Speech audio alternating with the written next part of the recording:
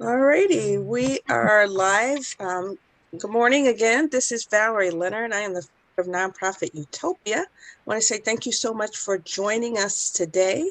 For those of you who have been following us, we are celebrating Census.gov month in the nonprofit Utopia community. We are sharing not only, I guess, the technical aspects of navigating Census.gov, but we're also sharing with you this month very practical ways that you, as a nonprofit leader or small business owner, can develop your own data sets for your own specific purposes rather than relying typically or solely on data sets that are developed by others. And without further ado, I'm going to share my screen. And those of you who have been with us for several presentations, bear with me. I know sometimes, some parts of these presentations might be beginning to sound like a broken record, but there are other people who are, just scrolling by on social media who may not necessarily have heard our little spiel. So our series is using Census.gov in the real world, and we are going to take a team approach. I am going to share, I guess, an overview of program design. And for those of you who want to take a deeper dive into program design, we do have YouTube videos on the Nonprofit Utopia YouTube channel that takes you step by step through developing a program. Our purposes for today are just to show you the relationship between program design, and in so doing, we're going to give you an overview of that process. We are joined by Ileana Serrano, and she is a data dissemination specialist with Census.gov, and she will be conducting the lion's share of this presentation, but she will come to you after I give you a brief overview of Nonprofit Utopia, as well as an overview of program design. So sit tight and relax, and here we go. All right, Nonprofit Utopia, our mission is to develop the next generation of ethical nonprofit leaders, and we do this through professional development. We have online courses. We also do live streams such as this. We do consulting and coaching, and we also have an online store with materials that you can download to make your job easier. And our vision is to train at least 50,000 people between now and 2033, and we want to impact the global nonprofit sector. So we'll be looking to train people globally to improve the lives of the people in their communities. And a little bit about myself, I've been in nonprofit over 30 years, working for hospital, also doing some teaching, as well as my own business. I'm focusing on community and organizational development. And from time to time, I teach courses at UIC in nonprofit management, as well as courses at Roosevelt University on social enterprise. And as I indicated before, as nonprofit leaders, from time to time, you'll be using census data to do things like fundraise, developing your report, strategic planning, program development, and all of that good stuff. But in many instances, those data are prepared using standardized tables of the most commonly used variables, and they may or may not be specific to your particular circumstance, although they are useful. So what we're going to do today is show you how you can use Census.gov to actually design your program. So in so doing, we're going to give you an overview of the program design process, show you how that interrelates with strategic planning, and then we will turn it over to Ileana and let her show you how to navigate Census.gov to help you do a better job. All right. So we talk about strategic planning, as we shared last week, it's a process that helps organizations position themselves for the changes in the market, right?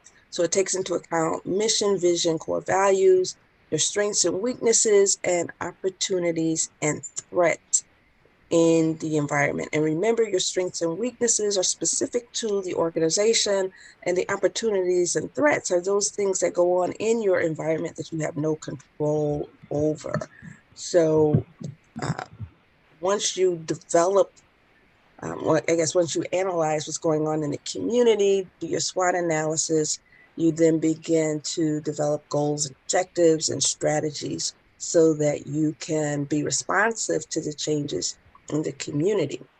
And when we talk about a program actually flows from your strategic plan if you're doing that correctly, right?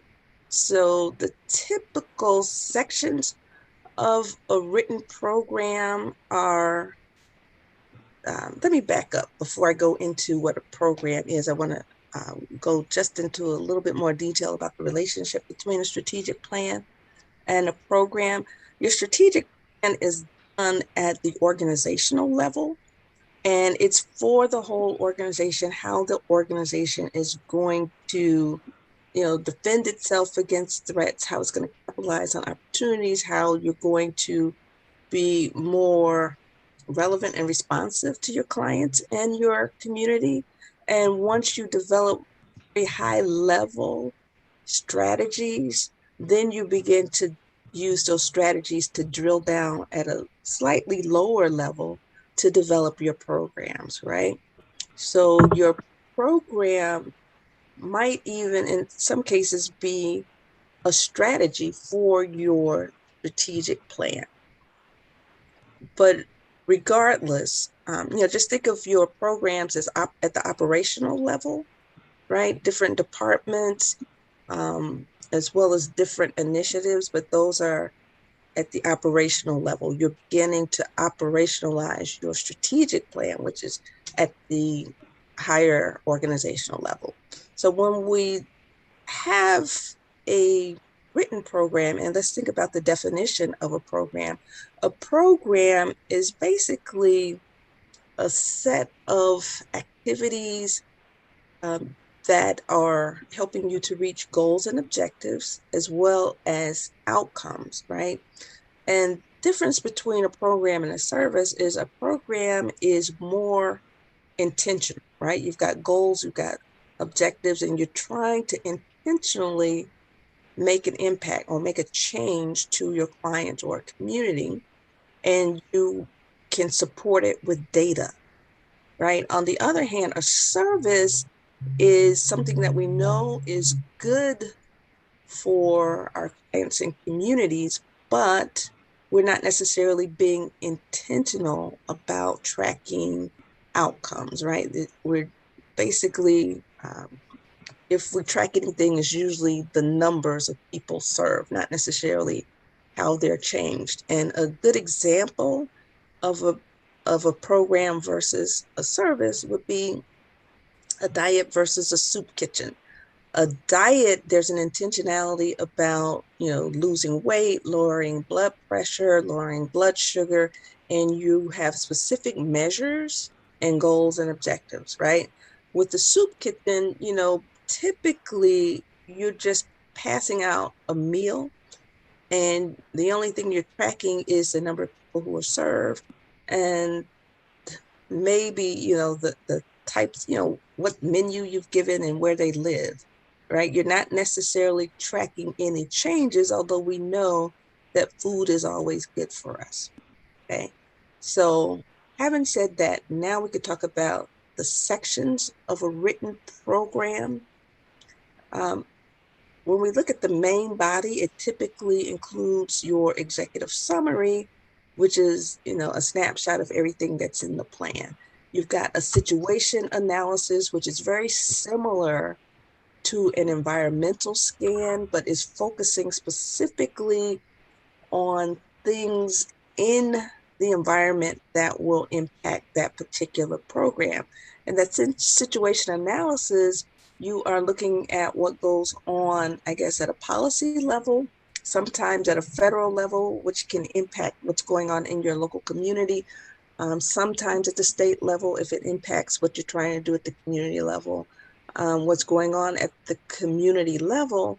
And if it's relevant, usually it's not relevant, but if it's relevant, you might mention what's going on in your organization. Usually a situation analysis is not relevant for your organization unless you're trying to do some internal capacity building work.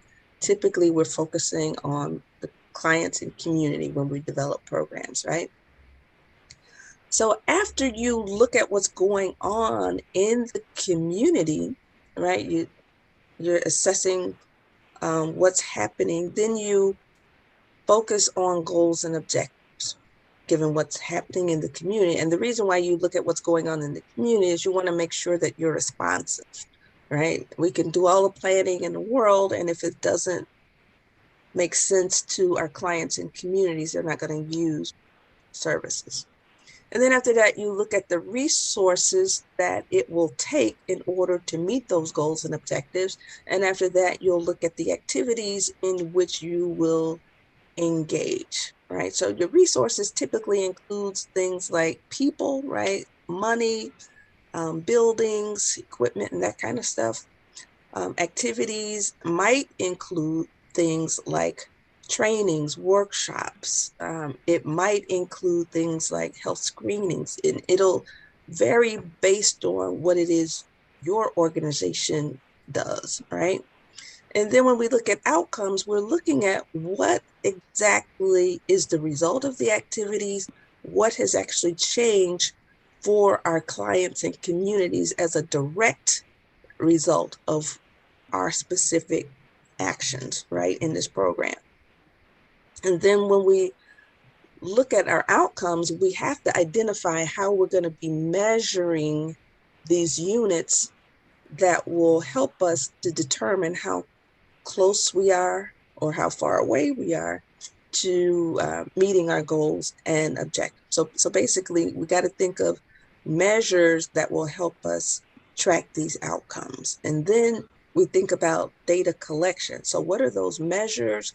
How are we going to collect the data? You know, for example, do we use pre and post tests? Do we use our registration forms? You know, whatever whatever it is we're trying to measure, we have to think from the start how we're going to collect those data, at what intervals, who's going to collect the data, and what you're going to do with those data once you have it. And you want to do this in such a way that it doesn't seem like a separate thing from your program. You know, you don't want it to be overwhelming. And then, you know, at the appropriate time, you'll do the analysis and use those data to actually make decisions as to whether or not you need to make improvements, whether or not you need to expand, and all that stuff. And that's also important for your evaluation planning. Your evaluation planning should be done as you develop your program and your proposals.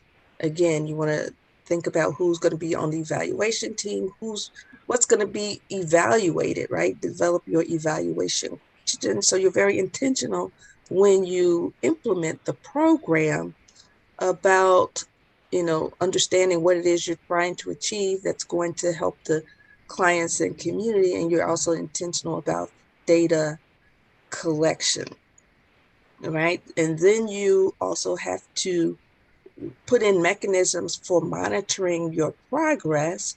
And then you have to have an implementation plan, which is basically a work plan. You know, what are you going to do from start to finish? And then develop a budget for all of those above activities. And then you might include an appendix or appendices, and those should be things like a community needs assessment, because your community needs assessment is going to drive everything that you do in the program. It's going to drive your situation analysis and goals and objectives. And the reason why I have an asterisk next to community needs assessment, because some of the information you're going to be collecting as you do the community needs assessment will be demographic data, and other things, like the number of nonprofits, the number of schools, number of healthcare institutions, blah, blah, blah, blah, blah, blah. But um, you'll be specific as to which data you're going to need to collect, because it's going to vary from organization to organization, as well as type of organization to type of organization. And again, you'll do things like the client analysis, partner analysis, and stakeholder analysis. And in fact, since those are part of your strategic plan, you should already have that information in hand from your strategic planning process. And you just pull out those parts that are relevant for your specific program. Same with the SWOT analysis. And again, you might have to drill down to the operational level for the specific program, but you want to make sure that whatever you do is in alignment with your strategic plan. And notice there's an asterisk next to the SWOT analysis under the opportunities and threats. Again, these are the things that are going on outside of the organization, beyond your control, but they can impact your ability to actually meet your goals and objectives. So these will be things like changing in demographics, reduction in the number of school-age children over time, reduction in healthcare institutions, educational institutions or nonprofits over time, government spending on, for example, schools, hospitals, etc. Other data that is relevant to your program that might not necessarily come from the census. And then you will have your action plan and your budget. All right, and before we turn it over to Ileana, I just want to know if there are any questions from people who are watching on Zoom. And if you happen to be watching on social media, please post your name and any question that you might have. And there's also in the description, there's a link for you to join us in the Zoom room. And then I'll be monitoring those, social media channels while Ileana is speaking. But are there any questions in the Zoom room? All right, so here's our contact information. And without further ado, I am going to turn it over to Ileana. Okay, Valerie, I'm going to share my screen. Okay. Let me know when you can see. I can see. Census.gov. Great. Okay. So good morning, everyone. My name is Ileana Serrano. I'm a data dissemination specialist with the U.S. Census Bureau. I work out of the Chicago regional area, and I provide census data support to Illinois and Indiana, and I back up Michigan and Wisconsin and some other states. But essentially, what my job is to help our data users, our stakeholders, understand the different data that we publish, and also help them navigate the different tools that we have to access those data that are published. We have quite an array of surveys that collect data and programs that collect data and are published for public consumption. In the real world, there are, I would say, a little bit of misconceptions in terms of census data. Not all data sets are the same, and not all data sets provide the information you're looking for at the geography that you are looking for, because we have to adhere to our Title 26 and our Title 13 protection of confidentiality of our respondents. That being the individual who is participating in the survey and or the business that is participating in the survey. So once you start looking for data, and it'll be evident in a couple of the walkthroughs that we will do this morning, you will see that it won't be available for all geographies. And that is because of our Title 1326 mandates. Um, First place that we recommend that you go to start your data search is the splash page of Census.gov. This is basically your entry portal to anything that we publish, release, research, okay, and information on those census surveys and programs that collect the data for you. Right up across the top are your navigational tabs. This is your entry to your specific area. If you are not certain what is in Census.gov, I suggest that you explore these different tabs. So, by topic is a good way of educating yourself, familiarizing yourself with that topic of data that we collect and tabulate. So, if you're looking for information on education, that is a broad based topic. Under education, you are looking at educational attainment, school enrollment, you're looking at highest degree attained, income by high degree data, so on and so forth. So, there's a lot under just that one tab. Same thing with health. Health doesn't just necessarily mean our physical well being, it may involve the institutions, the individuals, the healthcare workers that help us, okay, take care of ourselves, as well as what we do as individuals to make sure that we have coverage or access to health, so on and so forth. So these are your entry portals to these particular popular topics. And there are tools and visualizations there to help you look at the data and start using it. We are on the heels of our 2020 data release phase, if you will.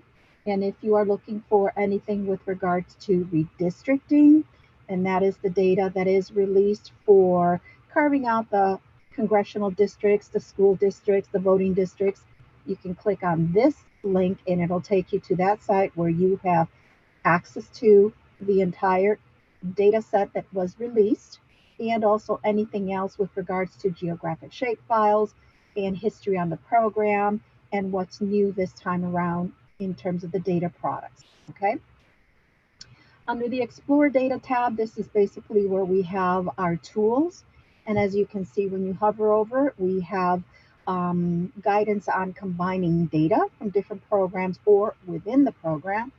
You have an area where you can start looking for data right away, an area where you can. Basically, Census Academy is your virtual hub for continuing education. In the Academy, we post our upcoming videos or webinars, and those are usually topic based or data by data releases. So, whenever we release something with regards to data, we also provide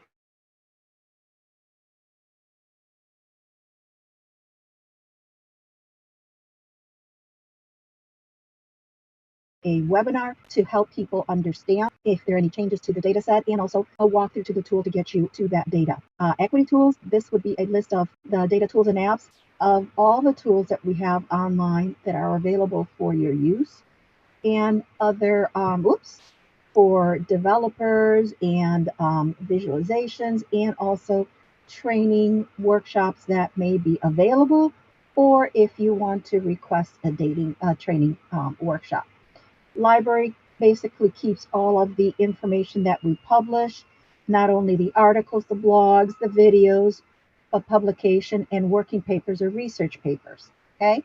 And then we have surveys and programs. That tab is the one that's going to give you the detailed information on the methodology, the technical um, documents, guidance, and also subject definition, program history or survey history. So this is where you're going to get down to the minutia of the data.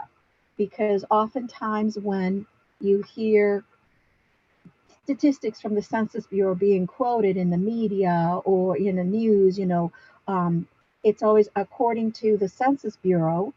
But as you can see here, we have a lot of data that could generate that specific one that's being talked about.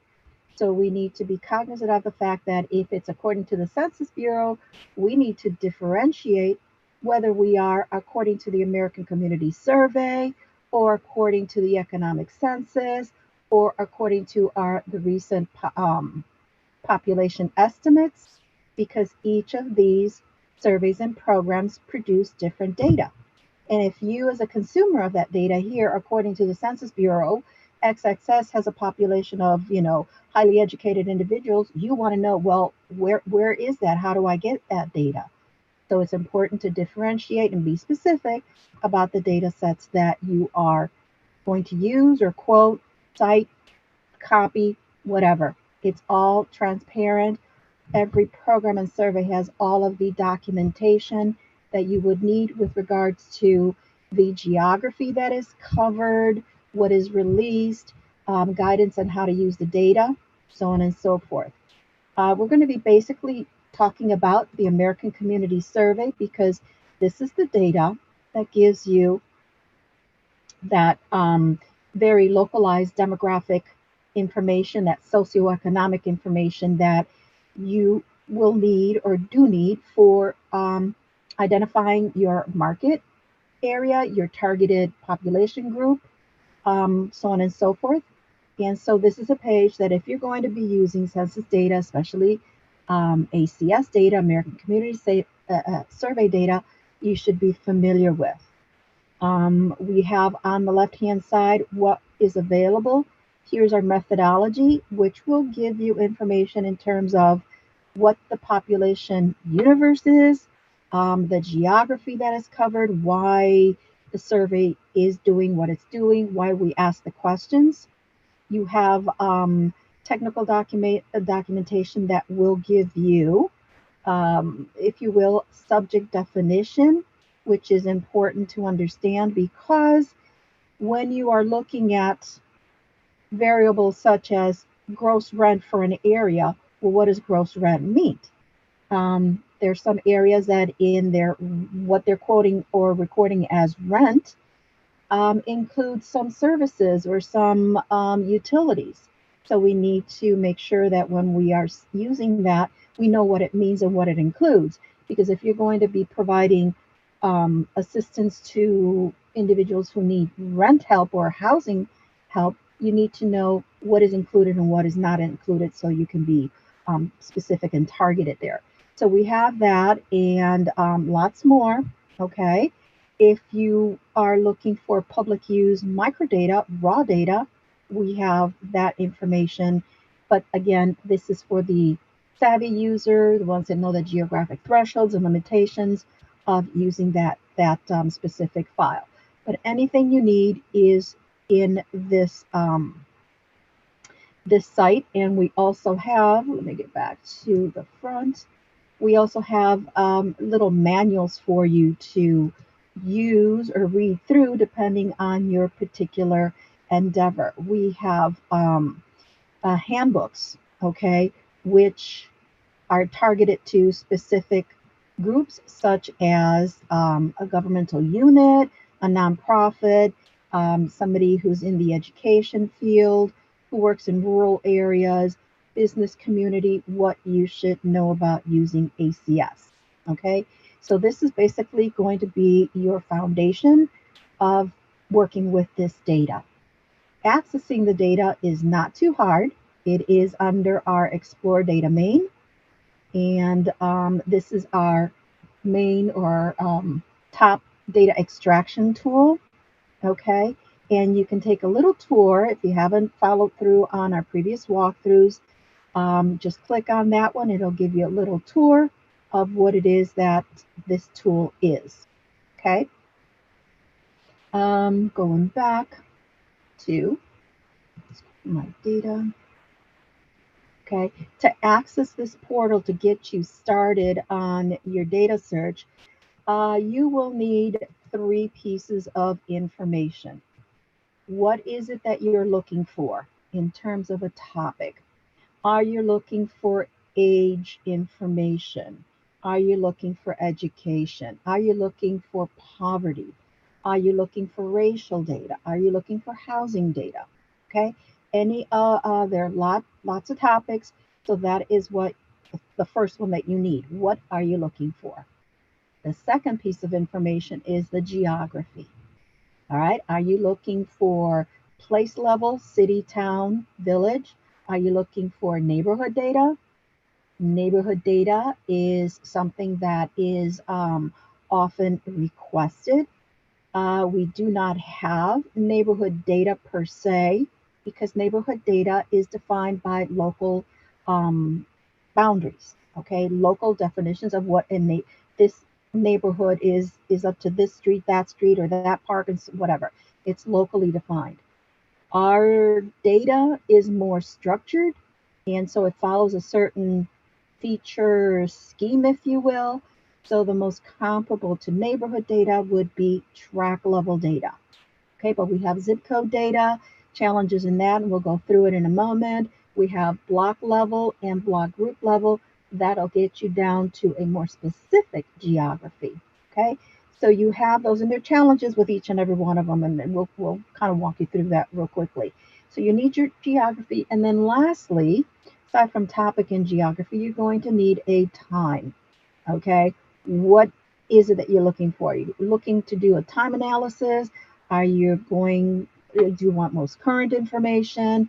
Or are you looking to target a specific period of time?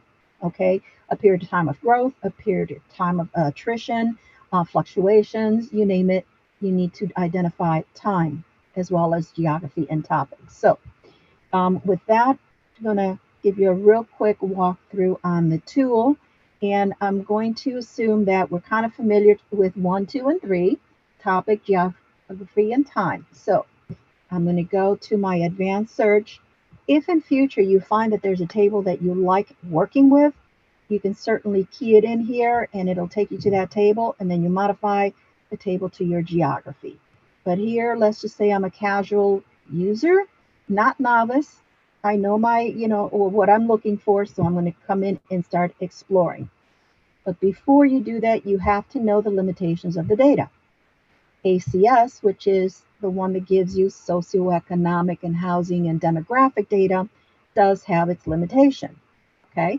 Number one, it does not go down to the block level.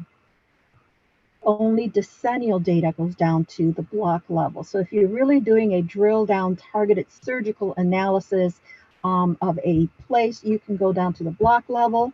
However, you're only going to get basic data, which is age, race, housing tenure, relationships, and race and ethnicity, okay, for that area. You're not going to get poverty data. You're not going to get education. You're not going to get housing costs. None of that. That comes from the ACS. And the reason why you can't get it with ACS is because we have to adhere to our Title 13 and protect the confidentiality of our respondents.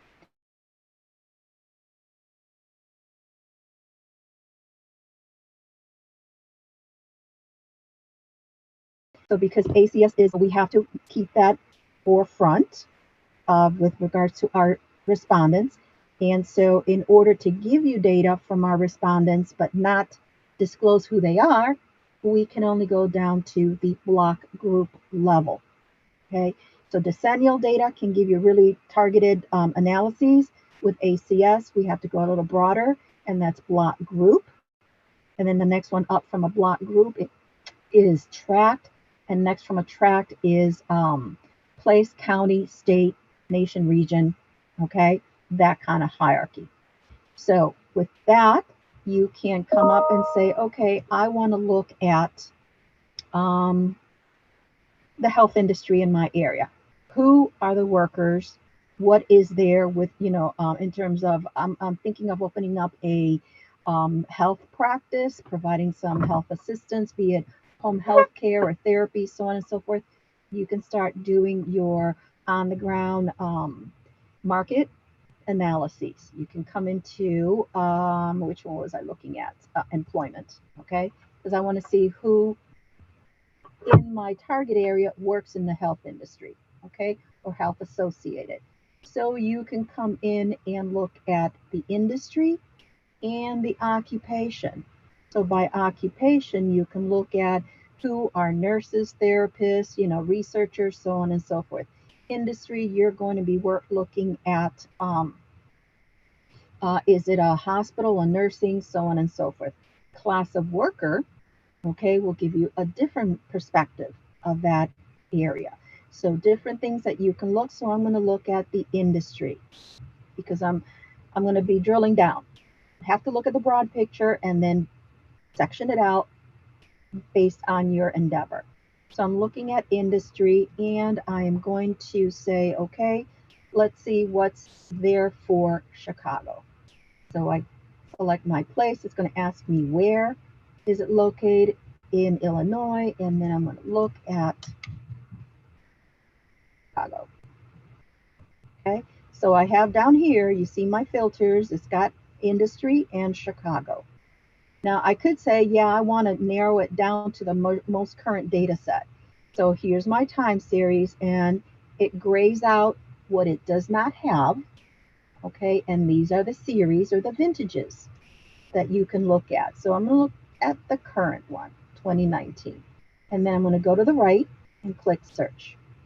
What is it that I'm going to get? Kind of like a Google search, you're going to get links to tables that it will be providing some of that data. So I'm going to look at the first one, okay? And here you can see it's the sources of 2019 ACS 1-year estimate. Another thing you have to keep in mind, and that's why it's so important to get the information on the survey under your belt so you understand what the differences are in the tables that are being displayed. The tool will always bring the most current information forefront. Okay. With that, there are challenges or differences. A 1-year estimate for the ACS includes any geography that is 65 that has 65,000 or over in population. All right. So that's where you think large counties, large places, cities, towns, states, so on and so forth. Anything larger than 65,000. In some parts of the country, there may be zip codes that are larger than 65,000. You can look at some places in like New York City, Manhattan.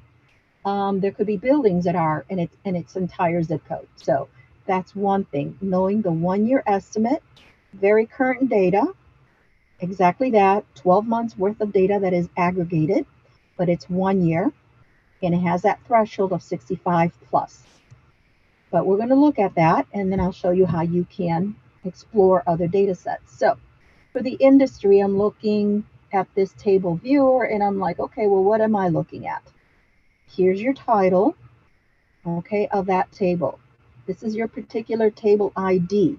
So again, if you find a table that has the data that you like working with, memorize that, annotate it somewhere, bookmark it somewhere, so next time you come in, you don't have to struggle to remember what steps you took to get there. You'll have the table, and then all you do is customize or filter to your particular geography. On the right-hand side, you have your product. Okay, that is the vintage, the data set, 2019 ACS. And here you have your table, and it's broken down, if you go left to right, by male and female. And then up and down, you're going to get your particular categories. All right. So here we're looking for healthcare type information. Here's my healthcare and social assistance. It's telling me that in the city of Chicago, there are 335 workers in that healthcare social assistance category. And then it'll break it down by male and female, right?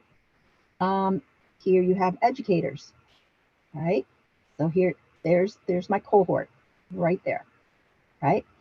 So one way of knowing it, that's for the city of Chicago. If you change your geography by going to filtering, and then on the geography side, you wanted to do a little tract kind of analysis, we can do that.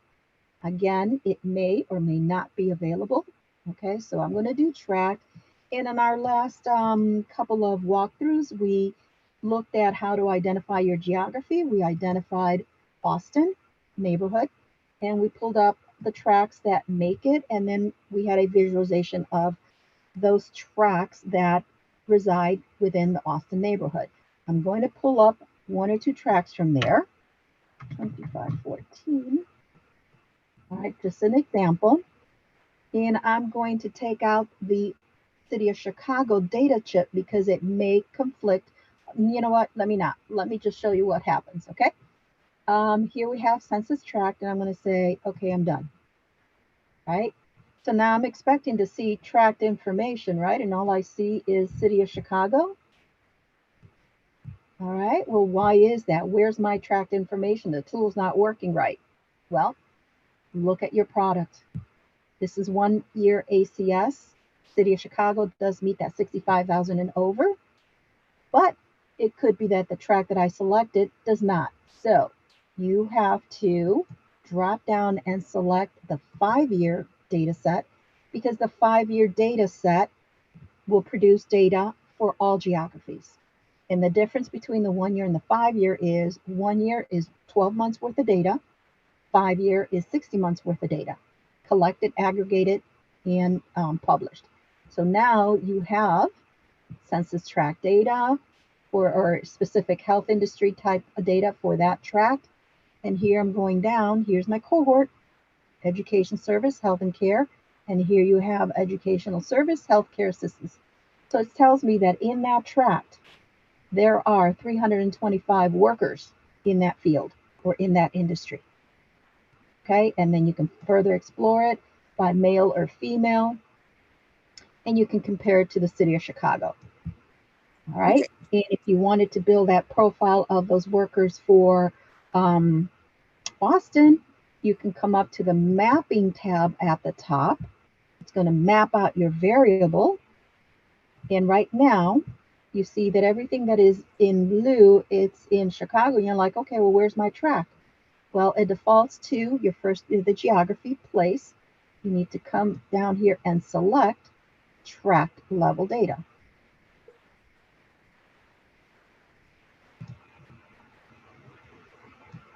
Okay, and then we zoom in.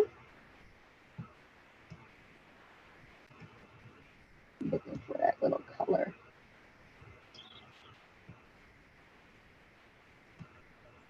Okay, there's the tract that I selected. And it's only one in this little square area that could possibly describe Austin and say, okay, I want to build it for that. I want to see what's in that neighborhood. You come over to your select icon and start picking tracts that are representative of that neighborhood. Question for you, Ileana. Yeah. Um, suppose I'm running a program where I'm serving people in healthcare, right? It's a healthcare program, and I want to get a better understanding as to how many people might have healthcare insurance because I've identified that as an issue that can impact my service. Is there some way I can find any information on? That is, you have now that same profile. Yeah. So you have all the information from that one table. Oh, Now wow. repeat it through all of your tracks. All right. So that's how you can see who the healthcare and social assistance workers are in that neighborhood. You would have to tally it up at the end. This tool does not tally it across, it just gives you specific tract information. But if you come back up to your table, okay, you can further filter it by those specific variables. So under topics, I can look at, we're looking at industry. Now you can look at occupation. Okay. Mm-hmm. And if you are providing a service, not creating a business to look at your, these are your competitors and such, you want to provide a service to say the elderly, Mm-hmm. you would then change your variable to the age. Okay, I'm under Yeah, population, age, and sex. got All it. right. And if you're providing a service to specific population group that speaks a certain language, then you would select language for spoken at home, look at the foreign-born population. Um, all of these variables that are in dark give you data. These are not available. And if there's a box, that means you can't go any further. If it's, for instance, native born, you click on that one, you're going to get additional selection. Then you can look at foreign born and you can pick your specific variable to go from there. Age and sex, let's look at that. Okay, so we have age and sex, occupation, 2019, City of Chicago by Census Tract, right? Some of that, let's look at, see what happens. So now, occupation by sex for the civilian employed. Civilian employed is something we have to understand that when people key in data, they want, who's employed there. They just put workers in this area. Well, we have to keep in mind that 16 and over can work. 16, if you're 14 or 15, it's not reported because even if you babysit, that's not, reportable. So it's any of the working population 16 and older. So now you can come down and look at community social service occupations, educational instruction, healthcare technologist, diagnosis, service occupation, healthcare support.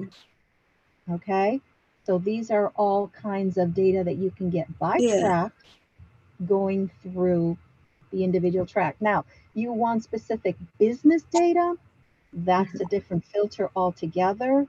And you would have to come down to your codes. Well, let me say, before we go there, let me show you. You will have to identify the specific business, healthcare industry business that you want to pull data for. So we have a site that's called NAICS, which is the North America Industry Classification System. This is how we classify all of the businesses in the US. And that is because they're not all healthcare. Okay. It could be healthcare, but you're a therapist. It could be healthcare, but you run a program to walk people through the enrollment process. More administrative than health specific. So we need to find these specific codes. So what you would do is start exploring.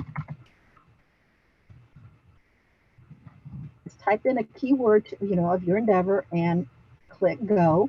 And what the tool is going to bring back is, okay, what is the structure? What is it that we need to look at? Okay, maybe not there. All right. If you look at the specific categories when they're brought up, healthcare, I believe, is the 2 digits starts at 62. And here it'll bring you in all of the different kinds of healthcare industries that you can get data for, business data. And business data is specifically that, just the statistics. It does not give you names or addresses because, again, Title 26, that's a business register. We have to protect the confidentiality of our respondents. So home health care, right? If you do blood and organ, hospitals, nursing, residential, continuing care, older care facility, social assistance, that's more of an administrative than a health related. So you see how specific it can get? So this is where you would have to get that code. All right, and here's the definition to it. What does, shelter mean? Here you have all the specifics that fall under that specific NAICS code.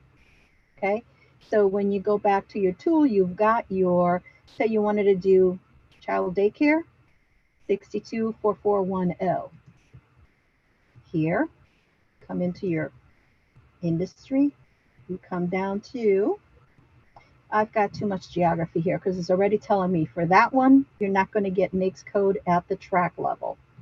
All right, so you would need to start clearing up these data chips.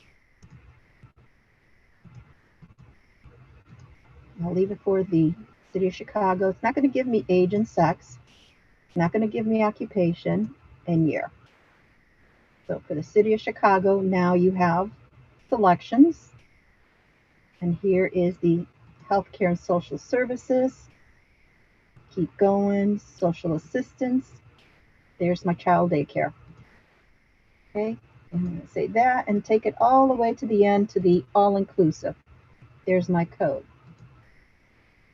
Okay, it's telling me that for the city of Chicago, that particular path that I chose does not have data. But you can come down to the next one, and here you have from the county business patterns that's telling me these are the establishments in the city of Chicago. And it gives you the number of firms. Scroll over, it'll tell you how big those establishments are, how many employees, and their annual payroll. Okay, Ileana, can I just interject right here? Yeah. Um, I think this is extremely powerful. And what we're looking at here, I think these data are going to be really useful if you are developing a program, because it helps you to understand the environment, how many players there are. It's not going to tell you the specific players from what you told us before, but it will tell you the number of providers who are already in that market and whether or not it's saturated. But if there are other players in that market, you can begin to identify what it is they provide and where the gaps are, and then figure out how you can position your program so that you're not redundant, and you can at least know that there's a potential for partnership, although this doesn't tell you exactly who those partners could be. That would require, different analysis, I guess, that the census wouldn't provide. Yeah, and as I prefaced earlier, this is a very high level, broad based walkthrough just so that you can see the power of the tool, what Mm-hmm. is available. And this involves a little bit of time investment in your research. Yeah. Just to give you a flavor of what is available, I defaulted to the city of Chicago. That doesn't mean that you cannot explore at the tract level, at the zip code Mm-hmm. level, at the block group level. You can key in that geography and then go back to your code and then see what else you can, the path. Okay, that's what I refer to as the path. Which path renders you the data? Because there are different ways, there's no right way or wrong way, but Mm-hmm. it may have an impact on your variable if you choose a time that it was not in effect, or a Mm-hmm. geography that is not covered, or is covered but the data is not available. And we won't know that until we go down that path, and then you see these little grayed out areas that tell you for what you keyed in, it's not available. So you could take out the city of Chicago. Okay, more areas open up, and then you can start looking for other paths, okay, in the arena that you are looking at. Say I wanted, to do social assistance, and then go from there, and then um, do your variable first in terms of the business, and then drill down to the geography. Or you can do the geography and then look at the business or you can do the geography and then right or better producing data than the other. It just depends on how, what it is that you're looking for. Okay, so I guess what I'm trying to say. But this is an area that you can go, and this is their tool. This houses the, if you go to surveys, this will give you, well, let me take that out. This is going to show you what it is that we have in this particular tool. Okay, there is another tool called Census Business Builder, and that is, it's a little bit more involved than this, but you can go in there and look at the business landscape, if you will, in your area. It's a mapping tool, so it has no data attached to it. But what we've done to it is it's a layer of the geography. We overlaid that with economic census. Then we went and put in a layer of ACS data, the demographic. Then we went and put over a layer of consumer expenditure data that is from ESRI. And then we layered it with building permit area. Oh, I mean, data. wow. So you can explore that tool, and perhaps we might explore that on our next session on the 28th, the business Yeah, planning part. Yeah. that would, that would be awesome. Thank you so much.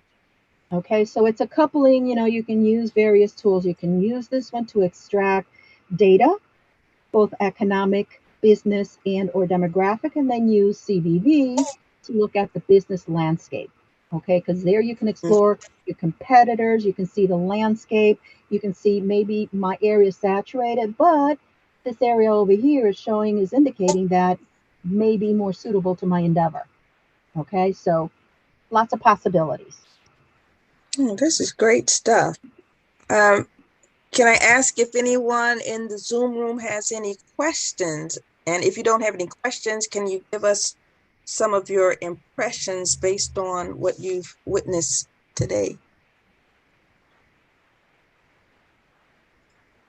And you can speak it. You don't necessarily have to post it in chat. Hello, my name is Hi. Anson. Hey, haven't seen you in a bit. It's great to see you. Great to see you as well. I just want to say thank you both for the presentation and information. As a researcher and instructional designer, and also co-leader of Foundation, this is very helpful information for me and others. So thank you very much. Okay. I'll make sure to send you the flyer. We've got a whole schedule, and then we also have videos from past workshops. Thank you. All right, Brooke or Sarah, did you have anything you wanted to ask? Anything you wanted to share? I don't really have any specific questions or anything specific other than I also really appreciate this series, and I feel like being able to attend Okay. a webinar like multiple times a week is really giving me a chance to fully understand how to navigate this website. So thank you. Oh, awesome. Thank you. I was a little concerned that we might be overwhelming people, but I get into this stuff. Everybody doesn't. So I'm glad you can appreciate that we're trying to do a deep dive to share as much information as possible, because you really can't get it all in one sitting. And sometimes even if you let a week go between meals, so to speak, you have to kind of get refreshed. So thank you for that. And Sarah, we got your comments. Thank you. We really appreciate your spending, all the time you're spending with us. All right, Ileana, did you have more? I see that you have shared your email address in the chat. Yeah, so if there are questions, please feel free to send me an email, and we'll work on getting your issue or your question answered. And also, Brooke brought up a very good point in regards to how many times can you view this. I myself have been working with data. I'm not an expert on it, but I have been working with it for a while, and I look at all of the webinars that we put out there for the public. And every time, like Valerie says, every time something clicks or something resonates that I'm like, oh, I didn't know that, or I have to explore that further. So it's a matter of using the tool, learning the data, looking at it at different perspectives, and that's why the webinars are a good thing. And then participating in little things like this, these chats, these Zoom meetings, because you get another perspective, not just our perspective from the Bureau, but you have the data users who are actually working with the data and the tools. They have specific insights and they can share those experiences. So it was very good to hear that. Don't feel bad. It's the more I watch, the more I learn too. So it's a good thing. Okay, great. So that brings us to the end of today's session. I just want to let you know about some other live streams we have coming up.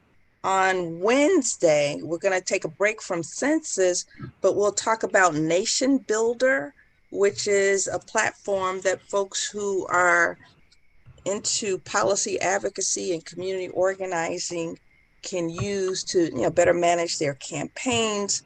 And then on Thursday, we'll come back at 10 o'clock. We will have Ileana share examples as to how we can use the census for business planning. And then on Friday, we'll talk about applications for policy advocacy. And we have added another one. Tuesday, November 2nd, we'll be using the census to focus on housing. And I think Ileana may have identified one or two other potential training sources in addition to, to the ones that we're sharing. So again, I want to say thank you for joining us, and I will be sure and send you guys links for the upcoming workshops. Just know that the Nation Builder is not going to be on Zoom. The Nation Builder will be, on Facebook, LinkedIn, etc. All right. So any other questions before we go? Will you email us about the Nation Builder webinar? Okay, definitely. Will do. And I'm glad you're interested. And if you guys don't mind, if I don't have you on my mailing list, I will add you, because I send out a lot of stuff. All right. All right. So without further ado, I want to say thank you again, everyone, for joining us. And I will see you on Wednesday. All right. Goodbye, everyone. Okay. Bye-bye.